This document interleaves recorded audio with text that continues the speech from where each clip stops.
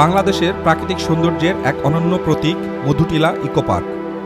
শেরপুর জেলার নালিতাবাড়ী উপজেলায় অবস্থিত এই স্থানটি পাহাড়, বন এবং মনোমুগ্ধকর পরিবেশের জন্য বিখ্যাত। মধুটিলা প্রায় ৩৮০ একর এলাকা জুড়ে বিস্তৃত একটি সংরক্ষিত বনাঞ্চল। এটি ১৯৯৯ সালে ইকো পার্ক হিসাবে গড়ে তোলা হয়। এই অঞ্চলে রয়েছে নানা ধরনের